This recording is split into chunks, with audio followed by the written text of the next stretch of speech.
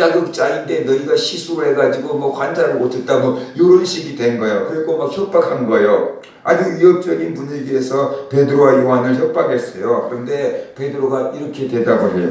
이에 베드로가 성령이 충만하여 이르되 백성의 관리들과 장로들아, 만일 병자에게 행한 착한 일에 대하여 이 사람이 어떻게 구원을 받았느냐고 오늘 우리에게 질문한다면 너희와 모든 이스라엘 백성들은 알라. 너희가 십자가에 못 박고 하나님이 죽은 자 가운데서 살리신 나사렛 예수 그리스도의 이름으로 이 사람이 건강하게 되어 너희 앞에 섰느니라. 이 예수는 너희 건축자들의 버린 돌로서 집 모퉁이의 머릿돌이 되었느니라. 다른 이로서는 구원을 받을 수 없나니 천하 사람 중에 구원받을 만한 다른 이름을 우리에게 주신 적이 없음이라 라고 대답을 했어요. 이 베드로의 대답을 듣고 공회원들이 충격을 받았어요. 베드로가 너무 대답을 잘해서 공회원들이 놀랬다라고 합니다. 그래서 그 놀란 사실을 성경은 이렇게 기록하고 있습니다. 그들이 베드로와 요한이 담대하게 말함을 보고 그들을 본래 한문 없는 범인으로 알았다가 이상히 여기며 또 전에 예수와 함께 있던 줄도 알고 또 병나은 사람이 그들과 함께 서 있는 것을 보고 비난할 말이 없는지라 그랬어요. 그러니까는 이 공회원들은 자기들은 국회의원이잖아요. 돈도 있고 명예도 있고 권세도 있고 지식도 있잖아요. 그런 사람들이 여러 명이 모여서 베드로와 요한 그 시골 촌뜨기 어부들 2명 데려다 놓고 혼내키니까 우리말로 저리 쫄 줄 알았다는 거죠. 저 무식한 것들이 아마 말도 제대로 못할 거다라고 이렇게 생각을 했어요. 그런데 배운 자기들 앞에서 담대하게 이렇게 하나님의 말씀으로 대답을 하는 것을 보고 깜짝 놀래버렸다. 쉽게 말하면 자기들이 쫄아버렸다. 뭐 그렇게 우리가 이해를 할 수가 있어요. 근데 베드로가 이렇게 대답할 수 있었던 것은 딱 성경은 얘기하잖아요. 베드로가 성령이 충만하여 그러잖아요. 성령께서 베드로에게 대답할 말씀을 깨닫게 해주신 거죠.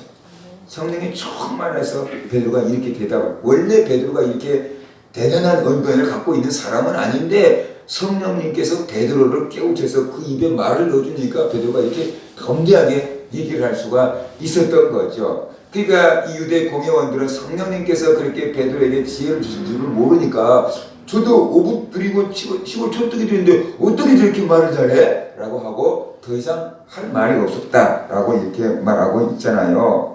바로 성령께서 베드로에게 지혜를 주셨습니다.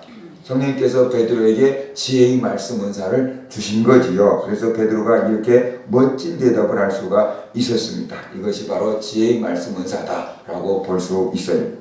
오늘날 전도하다가 보면 여러 가지 질문을 받을 수 있어요. 그렇죠? 하나님 뭐 봤어요? 라고부터 시작해가지고 이렇게 교회가 나쁜 일을 하던데 그래도 하나님 있어요? 라고 시작해서 여러 가지 우리가 질문과 공격과 반격을 받을 수가 있잖아요. 그때 우리는 너무 그런 어려운 질문들을 받으면 대답도 못하고 올 수가 있어요. 그런데 지식의 말씀의 은사를 받은 사람들은 그때마다 상황마다 대답할 말들이 척척 생각날 수 있다는 거예요.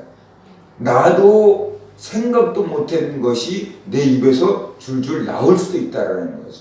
그래서 질문하는 사람의 말문을 꽉 막아놓을 수도 있다는 거거든요. 그것이 나에게서 나온 지혜가 아니고 하나님이신 지혜, 이것이 지식의 은사다는 거예요. 전도할 때마다 그 사람들에게 필요한 말이 내 속에서 톡톡 나갈 수 있어요. 그 사람이 뭐가 필요한지도 모르는데 저 사람에게 필요한 말이 내 속에도 톡톡 나갈 수 있다는 거죠. 그래서 사람들이 그냥 마음의 문을 열고 주님 앞에 나올 수가 있는데 이것이 바로 나의 지혜가 아니고 하나님이신 지혜의 말씀 은사가 활용되기 때문인 거다라는 것을 우리가 알아야만 된다라는 거지요. 예수를 믿고 전도할 때 또 예수 믿는다는 것 때문에 핍박을 받을 때 우리 속에서 성령님께서 대답하게 하시는데 그게 바로 지혜의 말씀 은사다. 그래서 우리가 알아야 됩니다. 어떤 특별한 문제를 해결하는데 필요한 지혜가 필요할 것입니다. 우리가 곤경에 처할 때가 있잖아요. 경제적인 문제든 육체적인 문제든 여러 가지 곤경에 처할 때가 있잖아요. 도대체 사람이 막혀서 어떻게 해결해야 될지 답답할 때가 있잖아요. 그럴 때 지혜의 말씀 은사가 온다면은 푸는 방법을 해결하는 방법이 번쩍 생각날 수 있죠.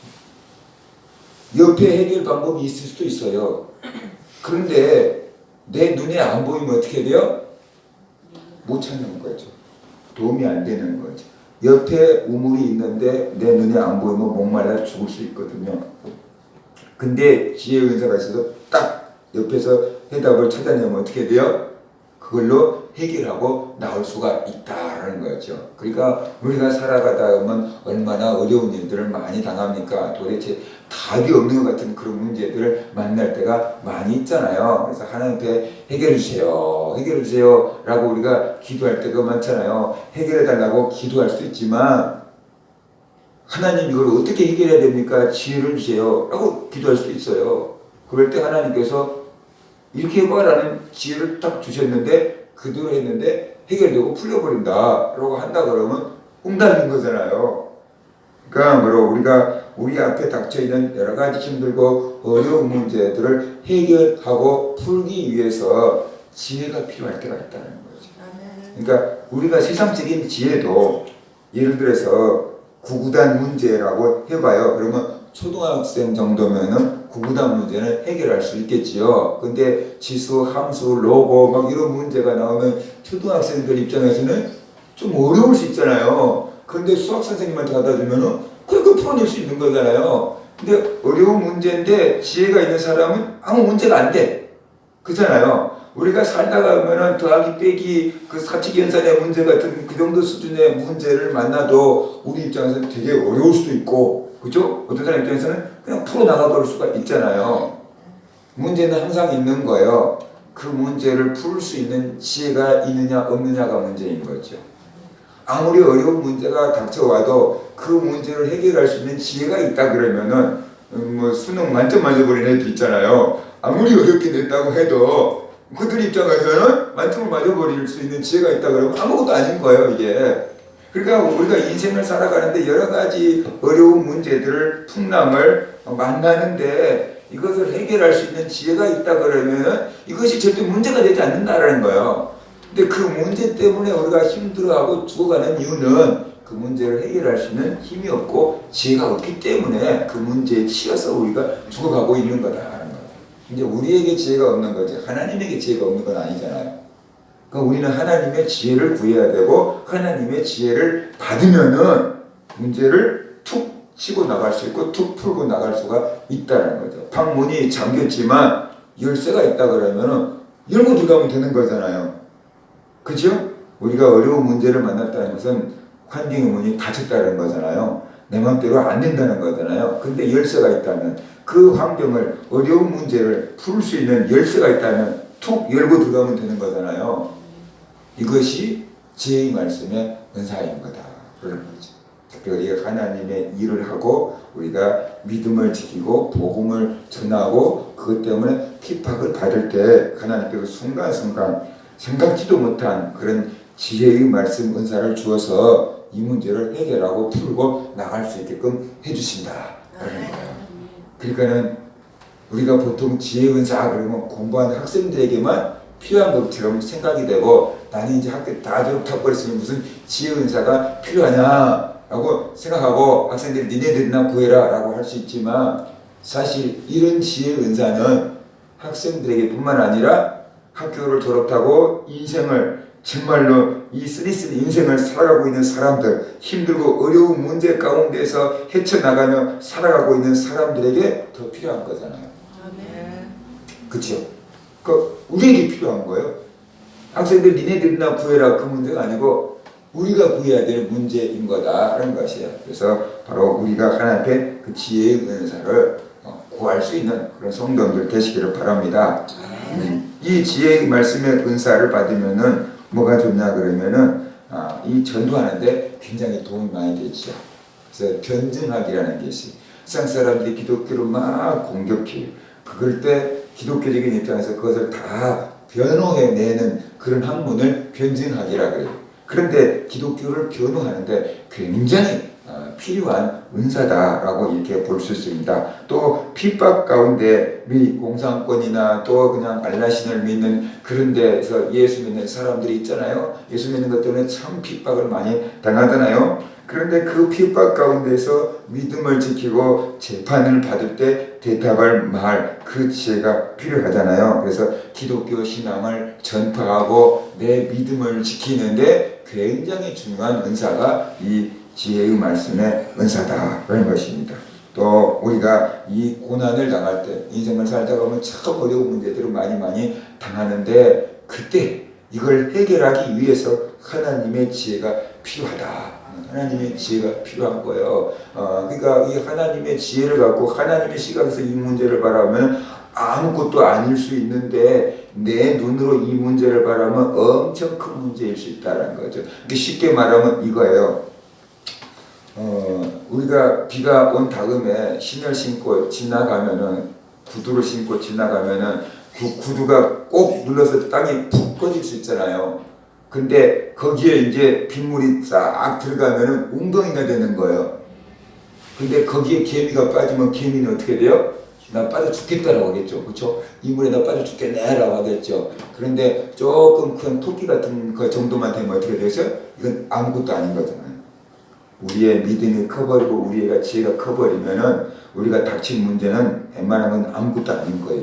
그냥 넘어갈 수 있는 거예요. 근데 우리가 지혜가 부족하면 어떻게 돼요? 그 조그만 것도 웅덩이가 되는 거죠. 그래서 우리의 목숨을 위태롭게 하는 문제가 돼버릴 수 있다. 우리가 지혜가 커야 돼요. 우리의 지혜가. 하나님의 시각에서 볼 수 있는 그런 지혜가 커야만 된다 하는 것입니다. 지혜의 말씀 은사를 받으면 어떤 증상이 나타날까요? 하나님의 말씀을 들을 때 재미있어서 그전에 하나님의 말씀을 들으면 졸리기만 했는데 하나님의 말씀을 들으면 재미있어요. 그것이 내 속에 쫙쫙 이렇게 빨려 들어와요. 하나님의 말씀을 들을 때 잘 깨달아져요. 잘 깨달아진다는 것은 이거예요. 내가 하나를 가르쳐주면 하나를 깨닫는 정도가 아니고 하나를 깨달으면 아차 그거구나 그러면서 자기 생활 가운데 이렇게 써먹어야지 라고 하면서 딱 적용이 되는 거예요. 제가 가르쳐 1 더하기 1은 2구나. 답은 2네. 요 정도로 깨닫는 정도가 아니고 그러면 1 더하기 1은 2면 1 더하기 2는 이게 그것을 어디다 써먹을까? 이것을 생각하는 그것을 어디다 써먹을까? 여기서 써먹으면 되겠네? 라고 이렇게 탁 자기 생활 가운데서 적용이 되는, 쉽게 말하면 이게 가지가 뻗친 것처럼 하나를 들으면 막 내 삶에 이렇게 가지가 뻗쳐서 이게 적용이 되는 것, 바로 그것이 지혜가 오고 있는 거다라고 이렇게 볼 수가 있습니다. 그리고 하나님의 말씀을 전할 때 효과적으로 전할 수가 있게 되고요. 또 어려운 문제를 당할 때 이 사람들은 꼭 지혜를 구해요. 보통 사람들은 그냥 해결해 주세요, 도와주세요, 살려주세요, 막 이렇게 기도해. 근데 이 사람들은 지혜를 주세요, 이 문제를 해결할 지혜를 주세요, 이렇게 기도를 해. 뭔지 모르지만 그 사람들은 그렇게 기도를 해.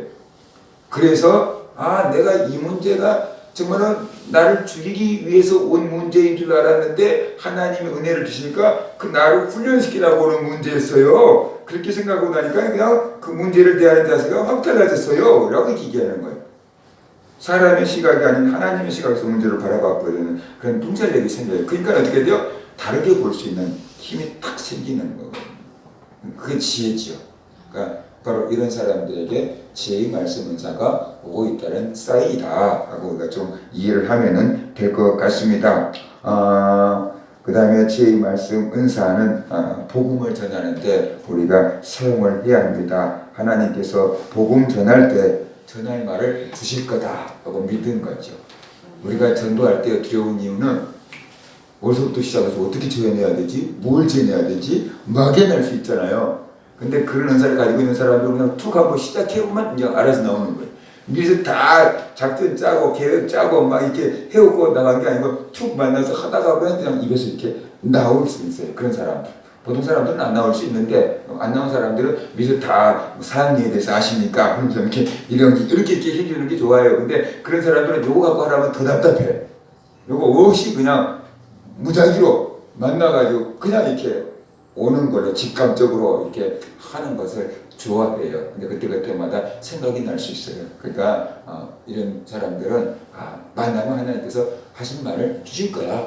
그런 마음을 가지고 이렇게 시도를 해보는 게 좋습니다. 어려울 때 지혜를 구해서 하나님이 주신 지혜로 문제를 해결하고 정말로 이것이 하나님 주신 지혜의 말씀의 은사였구나 라는 것을 깨닫고 감사하고 나에게 이런 것이 좀 있었네 라고 이런 것들을 좀 더 개발하고 키울 수 있는 그런 성도님들 되시기를 주의 이름으로 축원합니다. 기도하겠습니다.